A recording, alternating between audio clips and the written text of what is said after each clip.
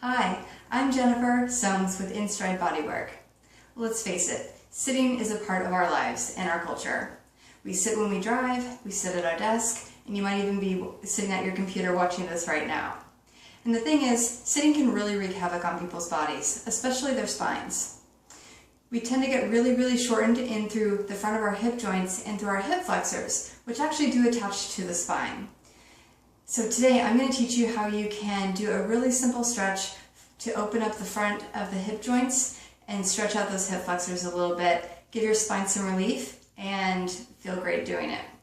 So for this one, I like to have my yoga mat just for a little bit of cushion underneath my knees.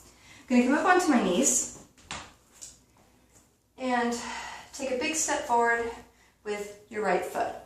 Now, key thing to remember here is that you want your knee to be at about a 90-degree angle, and your foot can even be a little bit in front of that. Just make sure that your ankle isn't back here and your knee overstepping your foot.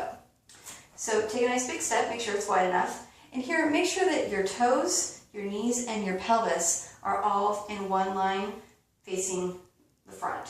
If you find that your pelvis is rotated a little bit and this hip bone is back a little bit, just send that sit bone forward, scissor your inner thighs a little bit until everything is going in the same direction.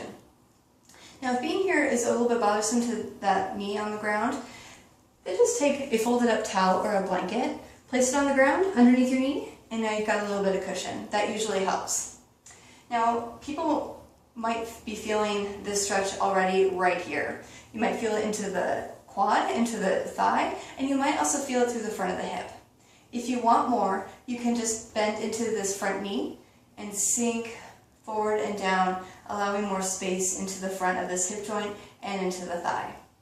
Hang out here for about 30 seconds and just take a few deep breaths, allowing your body to settle into this stretch.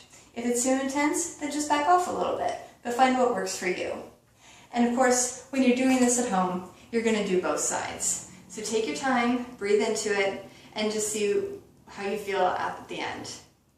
I'll be teaching you more hip flexor stretches that involve being on the ground, on the table, and also standing. So stay tuned.